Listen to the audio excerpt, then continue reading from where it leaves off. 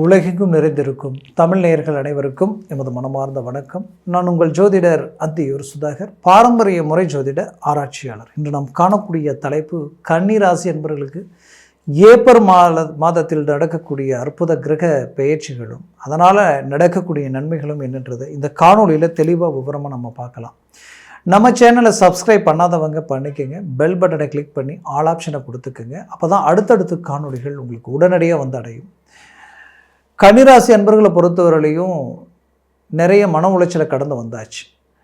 மற்றவங்களுக்காக நிறைய நன்மைகளை செய்து அதனால் தேவையில்லாத பிரச்சனைகளுக்கு ஆளாயிட்டீங்க. வாங்காத கடனுக்கு வட்டியை கட்டக்கூடிய ஒரு சூழல்கள் எல்லாத்தையும் கடந்து வந்தாச்சு. இப்போவும் தான் நினைக்கக்கூடியது என்னென்னா, ஒரு வைராக்கியமான நிலையில் நாம் நினச்ச இலக்கை அடையணும். அதற்கு எந்த லெவலுக்கு ரிஸ்க் எடுக்கவும் தயார். பட் அதற்குரிய வாய்ப்புகள் மட்டும் அமைகிற மாதிரி இருக்குது. ஆனால் கடைசி நேரத்தில் பிரேக் ஆகுது, ட்ராப் ஆகுது. ஏன் இப்படி இருக்குது, எதனால் இப்படி இருக்குது அப்படின்ற குழப்பம் உங்களுக்குள்ளே இருந்துக்கிட்டே தான் இருக்குது. அப்பேற்பட்ட குழப்பத்தில் இருக்கக்கூடிய உங்களுடைய வாழ்க்கையில் இந்த ஏப்ரல் மாதத்தில் இருக்கக்கூடிய கிரக பயிற்சிகளால் நிறைய மாற்றங்கள் உங்களுக்கு கிடைக்க போகுது. குறிப்பாக சொல்லணும்னா, கடந்த காலகட்டங்களில் நீங்கள் தொழில் ரீதியிலையும் சரி, வேலை ரீதியிலையும் சரி சில பாதிப்புகளை சந்திச்சிங்க. இதனால் உங்களுக்கு எதிரில் நின்று பேச தகுதி இல்லாதவங்க கூட உங்களை விமர்சனம் பண்ணக்கூடிய அளவுக்கு குடுக்கல் வாங்கல் பண ரீதியில் நெருக்கடிகளுக்கு ஆளாயிட்டீங்கன்னு சொல்லுவேன். அப்பேற்பட்ட இந்த கன்னிராசி என்பவர்களுக்கு இப்போது என்ன பொறுத்தவரை உங்களுடைய முயற்சிகளை பலப்படுத்தினால் போதும். தொழில் ரீதியில் ஒரு நல்ல மாற்றங்கள் கிடைக்கும், நல்ல வளர்ச்சி கிடைக்கும். ஏன்னா திடீர் அதிர்ஷ்டம், திடீர் யோகம் இந்த இடத்துல உருவாகுது. எப்படி உருவாக்குது, எதனால் உருவாகுது அப்படின்றத நம்ம பார்த்தோன்னா, உங்களுடைய லக்னத்திற்கு 7ஆம் அதிபதி 4ஆம் அதிபதி இத்தனை நாள் வக்கர நிலையில் இருந்தாங்க. இப்போ இயல்பு நிலைக்கு வர போகிறாங்க. அதில் குறிப்பாக உங்களுக்கு 6ஆம் பாவத்தில் இருக்கக்கூடிய அந்த புதன் பகவான் உங்களுடைய ராசியினுடைய அதிபதி 7ஆம் பாவத்திற்கு போகிறார்.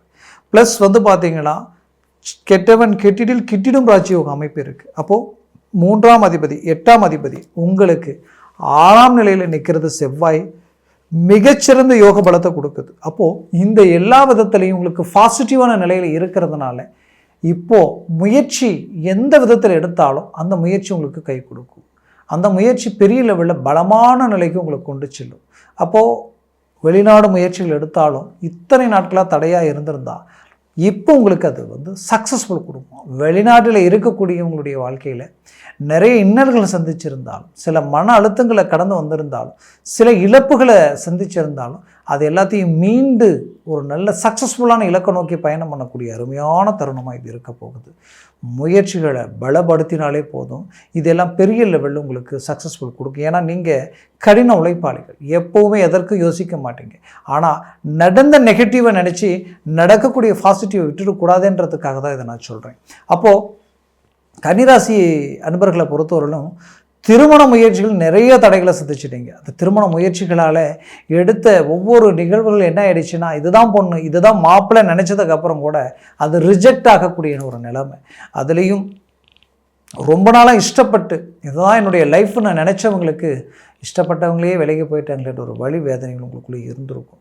அப்போது இதிலிருந்து மீண்டு வெளியில் வரணும், ஒரு நல்ல சக்ஸஸ்ஃபுல்லை நீங்கள் அடையணும்னா முதல்ல இந்த காலகட்டங்களில் சில முயற்சிகளை நீங்கள் எடுக்கணும். திருமண முயற்சியும் சரி, அதே நேரத்தில் நீங்கள் அரசு உத்தியோகத்திற்குரிய முயற்சியில் எடுக்கிறவங்களா இருந்தால் அதற்குரிய பரீட்சையை எழுதியோ, இல்லை ஆல்ரெடி நான் அரசு உத்தியோகத்தில் இருக்கிறேன் டெம்பரவரியா அப்படின்னு நினைக்கிறவங்க இந்த காலகட்டங்களில் அவர்களுக்கு பர்மனெண்ட் ஆகிறதுக்கு உண்டான ஒரு வாய்ப்புகள் இந்த இடத்துல பிறக்கும். அதனால் முயற்சிகள் கண்டிப்பாக சக்ஸஸ்ஃபுல் ஆகும். அதில் எந்த மாற்றமும் இல்லை. அதனால் நம்பிக்கையோடு இறங்குங்க, நம்பிக்கையோடு அடுத்தடுத்து ஸ்டெப் எடுத்து வைங்க. அது உங்களுக்கு பெரிய லெவலில் திருப்பங்களை உருவாக்கிடும். அதுலேயும் பெற்ற பிள்ளைகளுடைய வாழ்க்கையில் மாபெரும் மாற்றங்கள் கிடைக்கக்கூடிய அருமையான காலகட்டங்களாக இருக்கும். அவர்களது எதிர்கால ரீதியில் நிறைய தடைகளும் ப்ளஸ் அவர்கள் திருமண வாழ்க்கையில் இருந்த பிரச்சனைகளுக்கும் ஒரு நல்ல விடிவு காலம் கிடைக்கும்.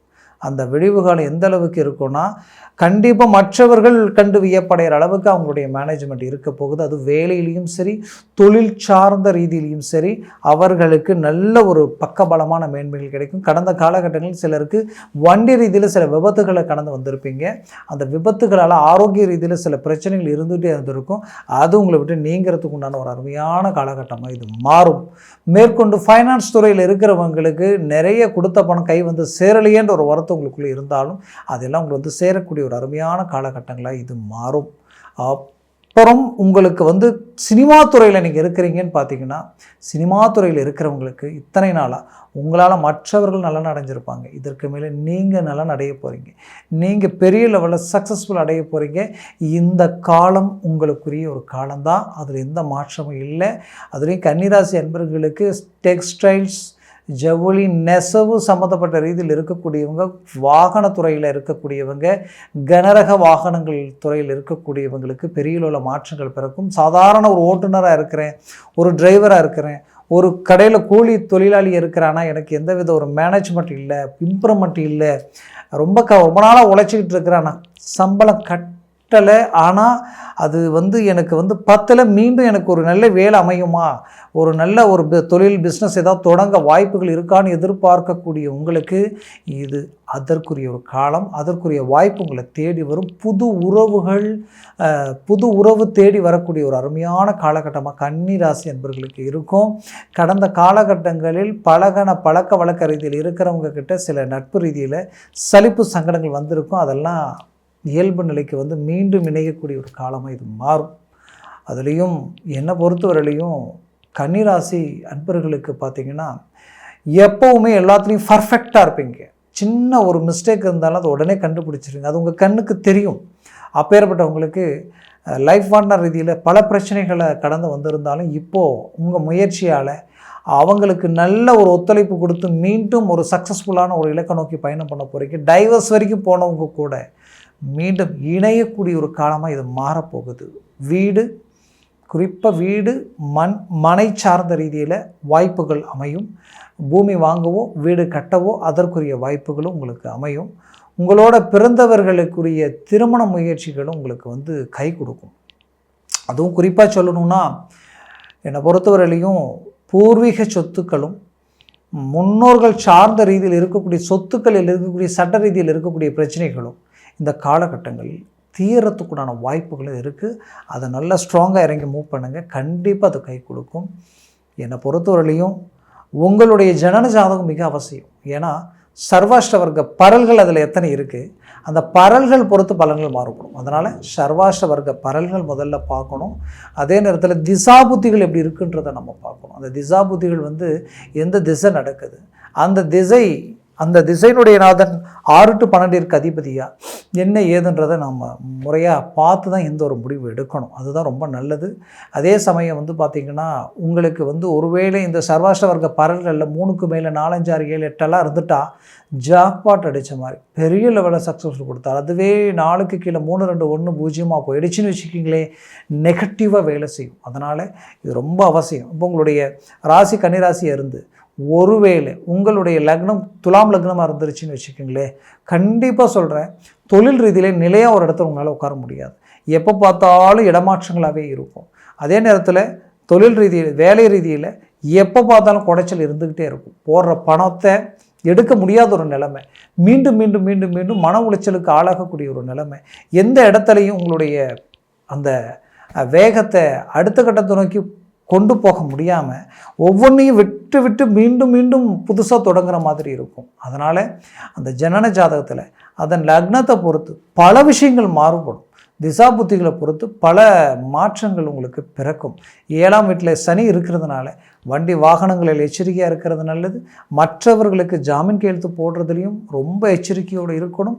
அதே சமயம் நீங்கள் அவசியமாக நீங்கள் நோட் பண்ணி செயல்படக்கூடிய ஒரு விஷயம் என்னென்னு பார்த்தீங்கன்னா, உங்களுடைய இந்த லக்ன பாவம், அதாவது உங்களுடைய ராசியினுடைய பாவத்திற்கு இப்போது உங்களுக்கு ராகு ப்ளஸ் கேது 12ஆம் பாவத்தில் இருக்கிறதுனால எந்த ஒரு விஷயம் மோட்சத்துக்கு கொண்டு வந்துடலாம், எப்படின்னா முடிவுக்கு கொண்டு வந்துடலாம்.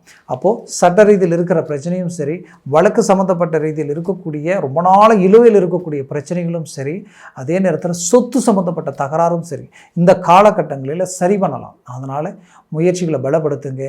100% சக்ஸஸ்ஃபுல் அடைவீங்க. நான் சொன்ன பலன்கள் கோச்சார ரீதியில் உங்கள் ஜனன ஜாதகத்தில் இருக்கக்கூடிய நல்ல தெளிவாக தெரிஞ்ச அந்த ஒரு முடிவெடுங்க. அப்படி பார்க்கணும்னு நினச்சிங்கன்னா கீழே இருக்கக்கூடிய கான்டாக்ட் நம்பருக்கு கால் பண்ணி முன்பதிவு செய்து வாட்ஸ்அப் மூலமாக உங்கள் ஜாதகத்தை அனுப்பி தெளிவாக விவரமாக கேட்டு தெரிஞ்சு அதை சார்ந்த முயற்சிகளை முடிவெடுங்க. அது மேலும் மேலும் உங்களுடைய வாழ்க்கையை வளமாக அமைந்திடும். அதே நேரத்தில் கன்னிராசி அன்பர்களை பொறுத்தவரையிலையும் உங்களுடைய கடின உழைப்புக்கு கிடைக்கக்கூடிய அற்புதமான ஒரு நல்ல ஒரு அதிர்ஷ்டத்திற்குரிய ஒரு காலமாக இந்த ஏப்ரல் மாதம் உங்களுக்கு அமைய போகுது. வாழ்த்துக்கள். நன்றி, வணக்கம். மீண்டும் சந்திக்கலாம்.